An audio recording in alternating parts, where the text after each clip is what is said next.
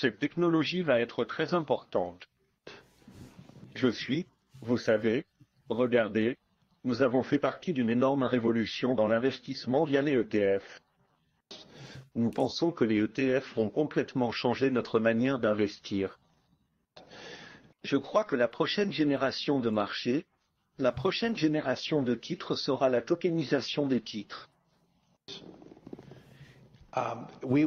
Et si nous pouvons avoir ce grand livre distribué dans lequel nous connaissons chaque vendeur bénéficiaire, nous avons tout notre code indiquant qui achète, qui vend, un règlement instantané.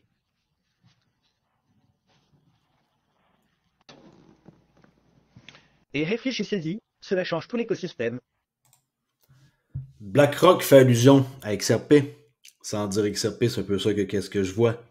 Ceci était une short, un court vidéo de Larry Fink, qui est directeur général de BlackRock. Et on sait très bien qu'un ETF XRP va être aussi une prochaine étape. Après, bien sûr, les ETF Bitcoin et Ethereum. Alors, qu'est-ce qu'il a dit dans la vidéo? C'est simple. Technologie très importante. Les ETF vont complètement changer la façon dont les joueurs comme BlackRock investissent. La prochaine génération de marché et la prochaine génération de titres seront quoi? C'est simple, la tokenisation des titres. Avec le grand livre distribué, ils vont pouvoir tout voir, les acheteurs-vendeurs, règlement instantané. Tout l'écosystème va changer. Simple comme bonjour. Alors, pour ceux qui ne connaissent pas Crypto.ly, c'est un youtubeur canadien, québécois qui parle en français, qui fait des vidéos à chaque jour sur XRP. Je vais l'atteindre aujourd'hui 8000 abonnés, pile poil. OK. Alors, merci beaucoup pour ceux qui nous soutiennent et qui regardent mes vidéos et qui s'abonnent. Alright. Aujourd'hui, on va parler de quelques affaires, même s'il y a beaucoup de fenêtres, il y a des choses qui n'ont pas rapport là, avec cette vidéo-là. Mais on commence immédiatement en parlant du prix du XRP qu'un analyste donne comme objectif, qui explique pourquoi que 10$ c'est réalisable. Moi, quand je vois ça, je vais juste vous lire le titre. Je ne vais pas vous lire ses raisons et son analyse. Lui, il parle de 10$, okay? Ce qui est très peu. Moi, qu'est-ce que je veux vous montrer? C'est que je ne me fie pas à des graphiques comme qu'il présente ici. Il a un compte sur X où ce qu'il explique en détail. Je mettrai le lien si cela vous intéresse. Moi, ça ne m'intéresse pas. La raison pour laquelle je vous dis ça est la suivante. Et j'ai identifié ici à la place des raisons qui sont beaucoup plus fondamentales que des raisons avec des graphiques qui sont très, très durs à interpréter, étant donné qu'on n'a pas beaucoup de données vers le haut. Le prix n'a pas franchi des gros montants. Alors, c'est très dur de faire des analyses, mais 10$, c'est ridicule. Alors, les raisons pour lesquelles je soutiens XRP à long terme pour un prix élevé sont les suivantes. On va un peu grossir ça pour qu'on puisse voir mieux. OK. 1. Atout de XRP et positionnement dans le paysage de la blockchain.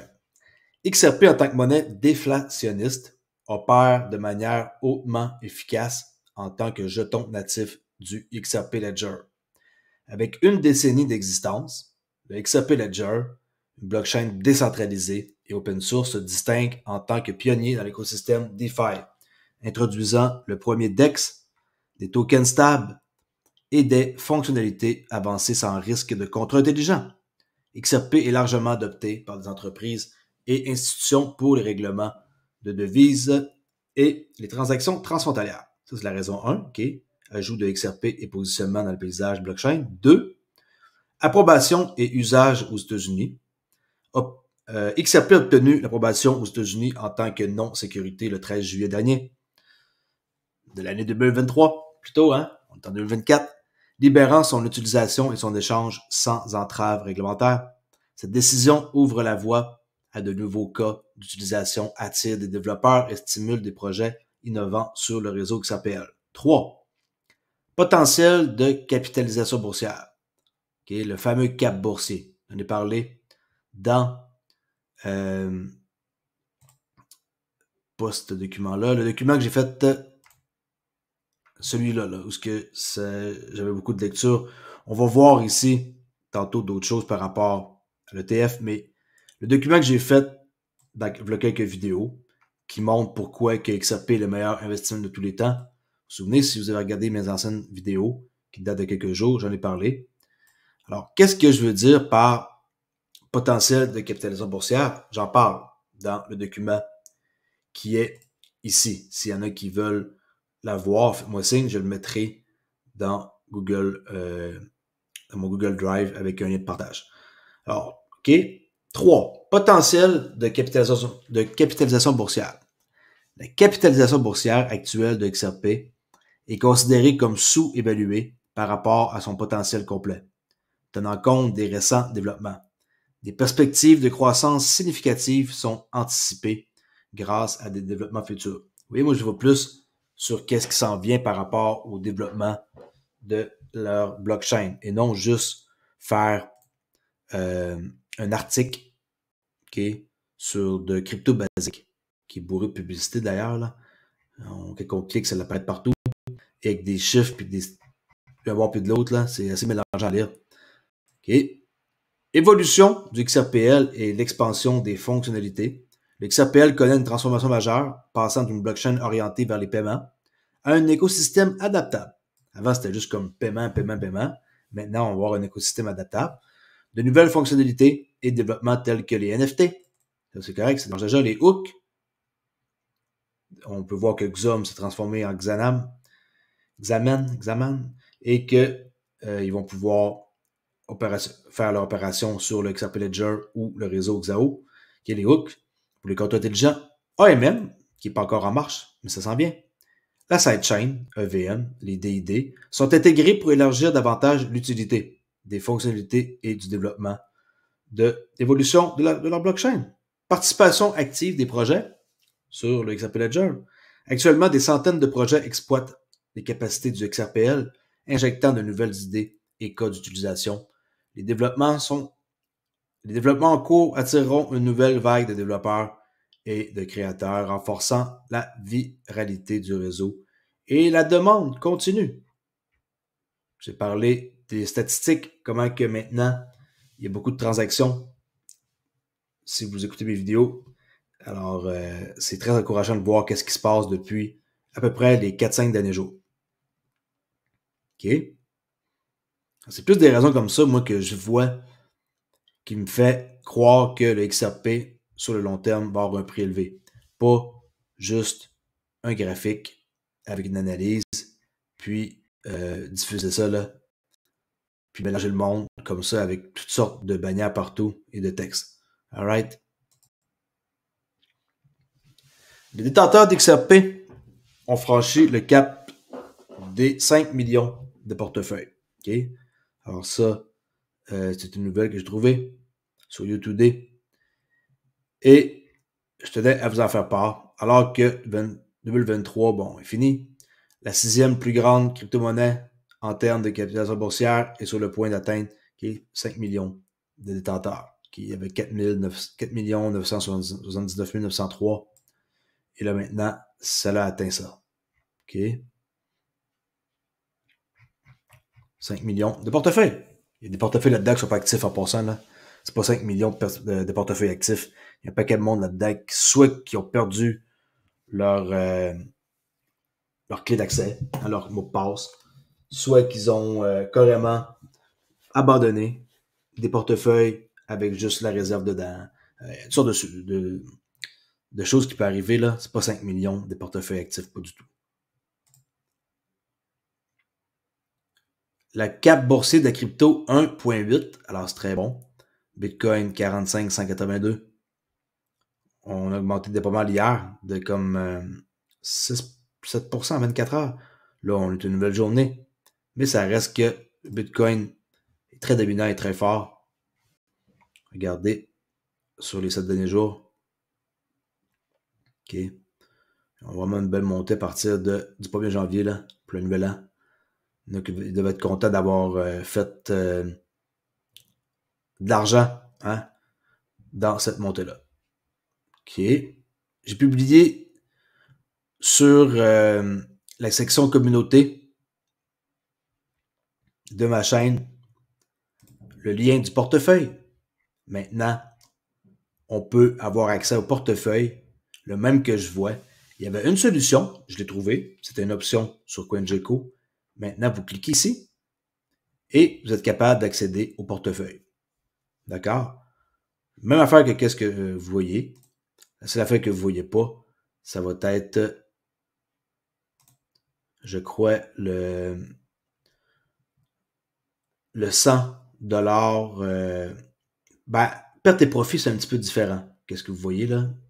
Mais tout ça, c'est pareil avec toutes les sortes de crypto. Alors, si vous voulez avoir le lien, allez dans CryptoAli, communauté, et c'est ici. Vous pouvez voir le portefeuille des abonnés de CryptoAli. C'est vous qui l'avez choisi. 75 cryptos. À date, je vois qu'il y a des gens qui ont répondu. Je voulais savoir si vous le voyez ou pas. OK. Je partage aussi une liste qu'habituellement je ne partage pas pour des actifs numériques sur des cryptos que je possède. Et ceux qui sont mélangés ou qui ne savent pas par où commencer, je pense que c'est un bon choix pour faire ces recherches. OK, allez voir. J'ai eu des gens qui m'ont écrit et qui disent que ça fait du sens cette liste-là. Il y a des trucs là-dedans qui sont nouveaux et qu'il n'y a pas un gros cap boursier, là. Mais, c'est encore une fois, faites attention, faites vos recherches, pas parce que je marque ça que vous devez acheter ça ce soir, là. Au contraire, soyez intelligents, faites vos recherches et je ne suis pas un conseiller financier. Ensuite, qu'est-ce que je voulais parler? Prix du XRP, ça n'a pas vraiment bougé, 62 centimes.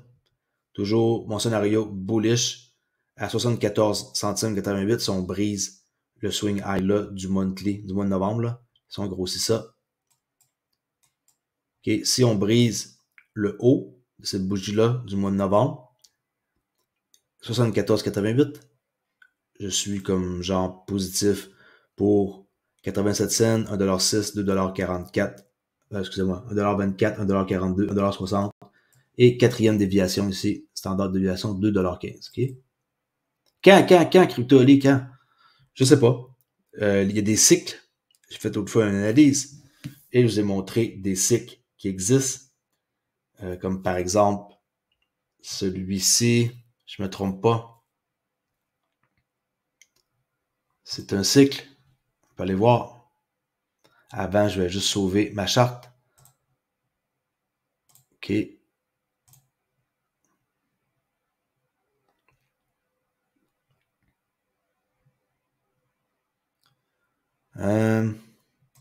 Bon.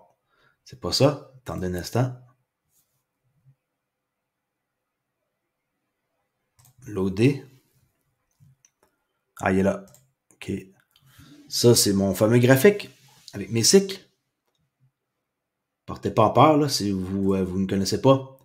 Théorie du temps et du prix.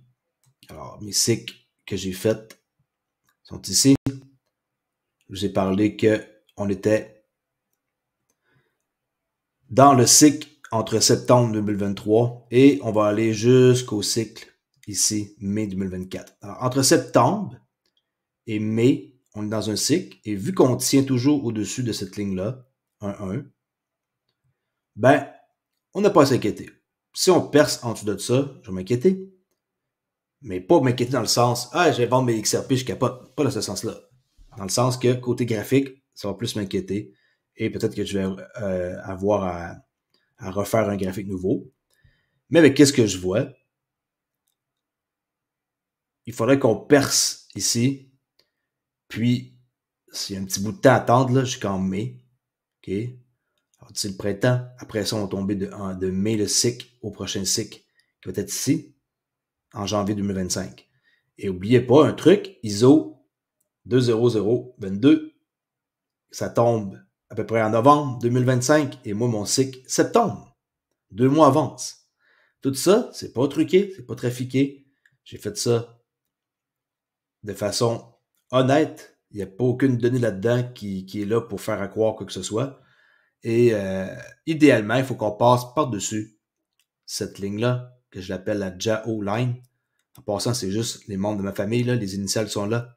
C'est pas un truc qui sort d'un livre ou quelque chose, c'est ma propre invention. C'est juste que j'aime ça appeler des fois, certaines affaires, des noms faciles à retenir comme Jao, les membres de ma famille, pour pouvoir, après ça, faire mes analyses.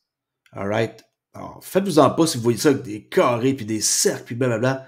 J'ai appris ça, ça fait un bon bout, pour faire des projections.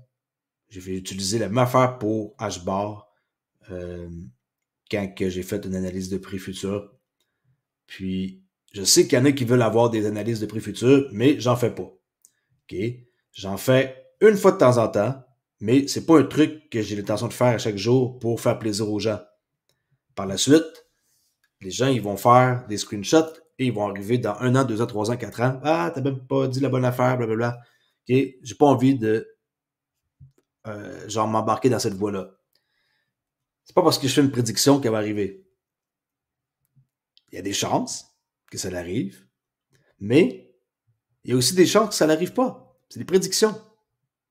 Soyez juste au courant de ça. On parle pas là ici d'un graphique où ce que l'adoption, parce que ça franchit cette ligne-là, on est rendu qu'on a adopté partout la technologie. Non, c'est juste un graphique par rapport au prix. Rien d'autre. OK? Théorie du temps et du prix. All right? Je me suis un peu égaré, mais en même temps, ça fait une mise à jour sur XRP pour le temps et le prix. Je préfère revenir à un graphique simple, comme celui qui est là, pour pas trop mélanger les gens. Et retenez juste 74 centimes. Si ça brise ça, on va monter par le haut. OK? Bon. Dans mon grand article que j'ai fait l'autre jour, comment que les ETF vont entraîner des hausses de prix. Restez jusqu'à la fin, je vous promets, ça va être intéressant. Il y avait des raisons ici qu'on voyait. Et les raisons qui sont ici, on va les voir, mais sous forme de graphique. OK? Regardez bien. 1. Qu'est-ce qu'on voit ici? Uphold, okay, qui ont beaucoup d'XRP. Qu'est-ce que ça dit? 1. Les bourses publiques détiennent XRP. All right? Alors ça, c'est 1. 2. Qu'est-ce qu'on voit ici, là? Charles Schwab, Vanguard, Fidélité. 2. Les fonds ETF achètent XRP auprès du public. 3. L'ETF verrouille le XRP. 3. Il y a un cold storage. L'argent ne quitte jamais, qui does not leave fonds. Les fonds, ils partent pas. Ils restent là-dedans. Quand on va tokeniser, par exemple, le pétrole, l'or, l'argent, tout ça, backé par 1,3 billion d'XRP. Et 4. Les parts des dérivés sont vendues à la majorité. Okay? 4.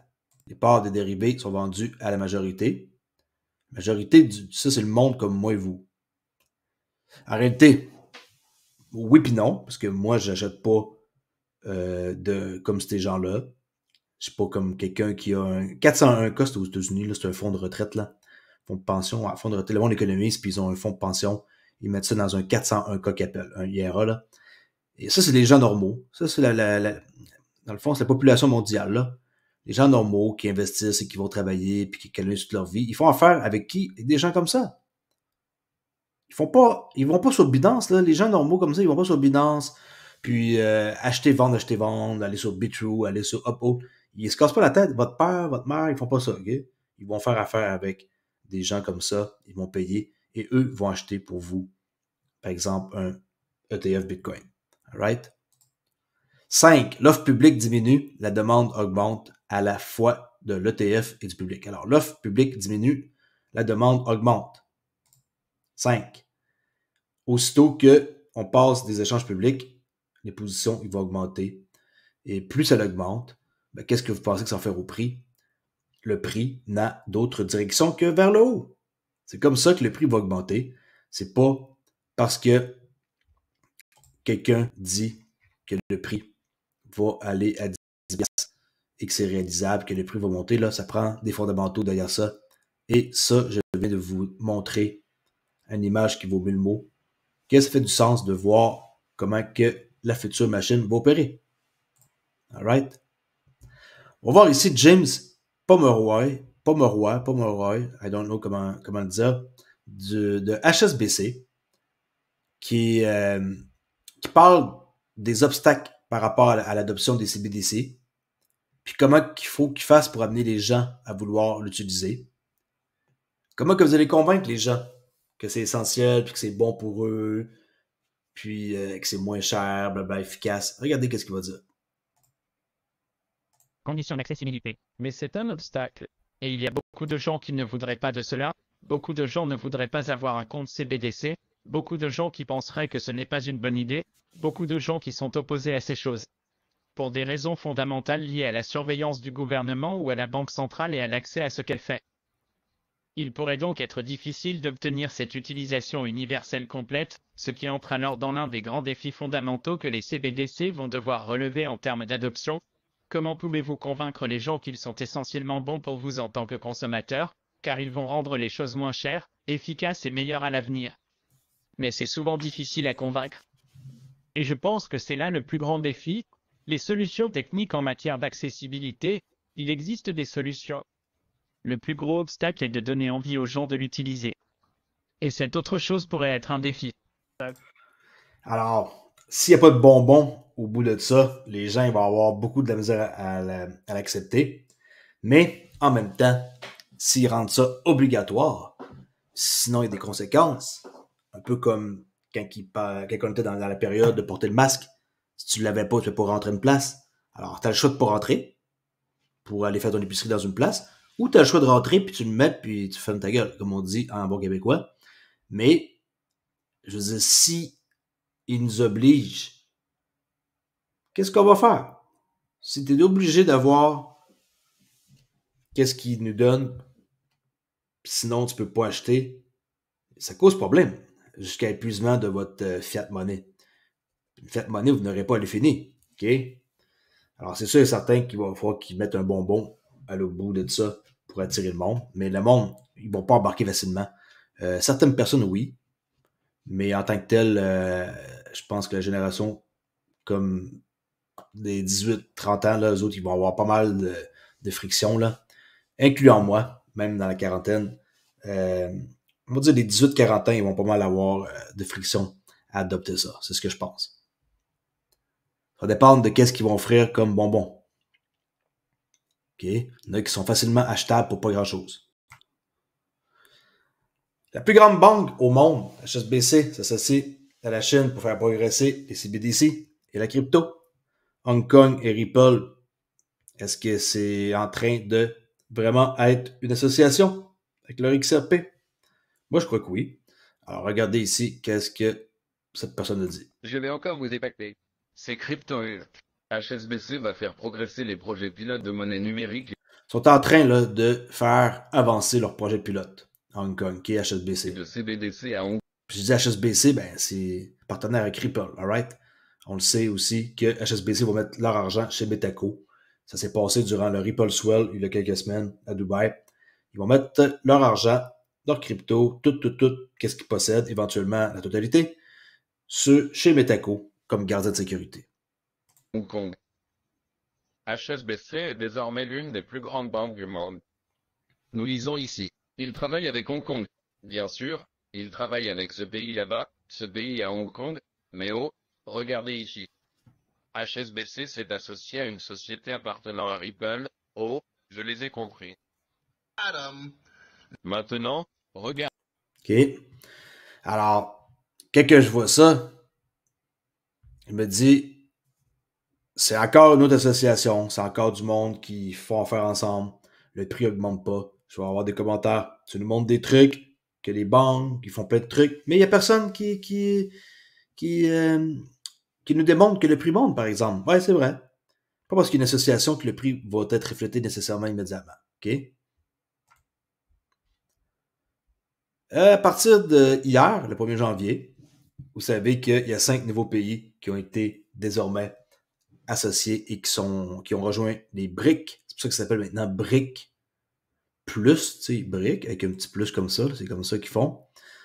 Et les 5 qui ont été ajoutés, c'est Émirats Arabes Unis, Arabie Saoudite, Éthiopie, ma parole, Égypte et l'Iran. Fait que plus, qu'est-ce qu'il y a déjà? Brésil, Russie, Inde, China, South Africa. Ça fait déjà quand même 5 plus 1, 2, 3, 4, 5. On est rendu à 10 et on en a d'autres. Ils sont en train de pas mal s'accaparer de pas mal de territoires et j'ai bien hâte de voir qu'est-ce qui va arriver. Vous savez qu'ils sont en train de domper tout doucement, mais assez de façon brusque. Je pourrais dire, le dollar US, pensez pas qu'ils peuvent pas domper comme ça tout ce qu'ils possèdent, puis toutes les transactions, puis abandonner du jour au lendemain. Ça se fait graduellement, jusqu'au temps que ça fasse assez mal au dollar US. Parce qu'ils vont transiger en d'autres choses. Entre eux, avec leur monnaie, mais entre eux, dans leur cercle. C'est ce qu'ils vont faire. Prédiction 2024 de Monica Long. On va revoir ça dans la prochaine vidéo. Là, je vois que j'ai déjà 25 minutes de fête. Vous savez, je pourrais parler pendant longtemps. On va revoir ses prédictions, parce que c'est important, c'est la présidente. Et elle en a fait 5. 6. 5, 6, ouais, 6. Et en gros, les prédictions, c'est quoi? Conformité, transparence, intégration, plus grande convivialité. Mais le plus important, c'est ici. En 2024, la crypto brisera les cycles de battage spéculatif. Elle pense que tout ce qui est de spéculation va se terminer et que ça va être finalement l'industrie qui va commencer à adopter la nouvelle technologie, qui vont briser les cycles où ce que c'est de spéculation à maintenant utilité réelle, à grande échelle. Fort possible, fort possible que 2024, ce soit ça. On reverra ça dans une prochaine vidéo. XDC, petite nouvelle ici. XBC a besoin de la liquidité du XRP. Et XRP, ben, c'est le premier membre de la nouvelle norme globale ISO. C'était les premiers à être intégrés. Et c'est pour cette raison-là que je crois que XDC et XRP peuvent marcher ensemble parce que XDC va avoir besoin de la liquidité du XRP. OK? J'en parle pas plus que ça. C'est quelque chose que il m'intéresse beaucoup, XDC comme projet, avec leur trade finance. Et je crois qu'XRP va avoir un rôle. J'en dis pas plus. Encore Ethereum qu'il faut encore jaser. On va trouver une tonne de trucs. On déterre, hein, des squelettes. Vitalik Buterin a vendu illégalement Ethereum comme des titres auparavant. Il y a des preuves. Il y a du monde qui trouve des trucs maintenant. Et regardez bien le petit extrait qu'on entend là. C'était identifié sur leur site qu'on pouvait acheter. Ça fait déjà quand même plusieurs années, mais regardez bien. Vous savez, je suis vraiment content de n'avoir jamais acheté d'Ethereum. J'ai pensé que c'était de la crotte de cheval dès le premier jour et la théorie de l'initié Domino's a commencé à s'effondrer avec d'autres lanceurs d'alerte. Ouais. Ça ne s'annonce pas bien.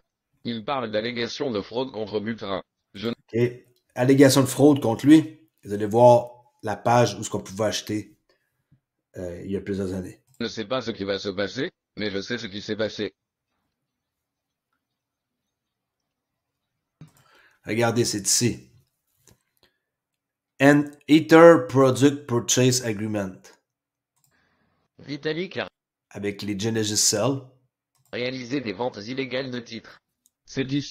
Ça s'est fait. Ça s'est fait, des ventes illégales du titre.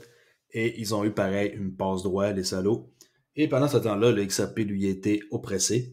Alors, Bitcoin et Ethereum ont eu vraiment leurs années de gloire. Et ça l'a servi à une certaine classe de la société qu'on sait tous c'est qui. L'élite. Mais tout ça, ça va avoir une fin un jour ou l'autre. Ici, contrat d'achat de produits Ethereum. Il me semble que, eh bien, CryptoHulk, attendez une seconde. Avez-vous réellement le site web original d'Ethereum qu'ils ont supprimé pour que les gens On peut trouver des anciens sites, des façons d'accéder aux données des anciens sites. ne découvrent pas qu'ils avaient des ventes illégales de sécurité web? J'ai le site web disant juste que c'est CryptoHawk. J'ai aussi eu une émission à 630. Je prends des nouvelles beaucoup de lui. Depuis quelques temps, CryptoHulk, je trouve qu'il est quand même assez bon et trouve des trucs assez rares. Ça aussi, on va garder ça pour la prochaine vidéo, pour le financement du commerce, là, avec André Casterman, excusez-moi, qui est une personne très, très, très intelligente et que je vais vous faire écouter cette petite entrevue-là. J'ai pris ça de CryptoHarry. comprendre comment ça fonctionne, le financement de commerce. Commerce bien réel, par exemple du café, du sucre, des véhicules. Opportunité, c'est quoi? Ben, c'est du financement jusqu'à 2,5 milliards de dollars et la solution XDC Network Blockchain. Et là, si je fais un refresh, j'ai dit 2,5 milliards de dollars. Okay, on sait très bien qu'en faisant une traduction en français, c'est complètement fou, là. 2,5 trillions de dollars. 2,5 milliards, c'est des peanuts. Et XDC Network, je crois que si vous ne connaissez pas ce projet-là, que vous n'avez pas, je ne sais pas qu'est-ce que vous faites, mais vous êtes vraiment endormi. Et d'ailleurs, je le suggère ici, dans le portefeuille qui est ici, que j'ai jamais partagé publiquement. Tout le monde sait que j'ai XDC, XRP, XLM, là, HBAR, mais personne ne savait pour le reste. Ouais, Casper, j'en parle souvent aussi. Mais des projets ici qui sont moins connus et que je crois qu'il y a un potentiel. C'est pour ça que quand je monte des choses comme ça, comme XDC Network, si vous n'avez pas encore, au prix qu'il est, il n'est pas trop cher, il n'est pas trop tard, il n'est jamais trop tard pour commencer. Combien qu'il est? XDC, 5 centimes ma parole. Je ne voulais pas nous faire croire que vous ne pouvez pas en acheter pour 50 $. OK? Alors, ceci met la fin à cette vidéo, finalement, qui est plus longue que prévu, à cause de ma charte XRP sur le temps et la théorie. Pas plus grave que ça, juste ne pas oublier que vous êtes dans la phase 1 de la Wave 1 en même temps que tout ce beau monde-là, et que maintenant on est dans la phase 2, avec les banques, les réglementations, tout ça, et que eux, on est rentré avant eux. Okay? Je dis pas qu'ils n'ont pas acheté de crypto en même temps que nous autres, mais c'est sûr et certain qu'on est rentré bien dans un moment important, et que je suis bien content d'être ici, au lieu d'attendre que tout ce beau monde-là se place et qu'ils s'achètent avant nous. Alright? Alors, protégez votre crypto avant de quitter. Visitez mon lien dans ma description. Une clé, 50$ de rabais, ou 2 clés pour faire plaisir à quelqu'un, 128$ de rabais. Lien dans la description si vous voulez en savoir plus. Merci beaucoup. N'oubliez pas que je suis un conseiller financier et faites attention. Il y a beaucoup de publicité qui circule sur ma chaîne, sur les chaînes des autres, sur Solana. Il y a plein de projets qui se font à croire qu'on vous donne x2, x10, x100. Ne donnez pas vos cryptos durement gagnés comme ça facilement en pensant que vous allez les doubler, quintupler ou x100. Là. C'est impossible. Il n'y a personne qui fait ça. OK? Personne. Merci beaucoup pour écouter et à la prochaine vidéo. Ciao!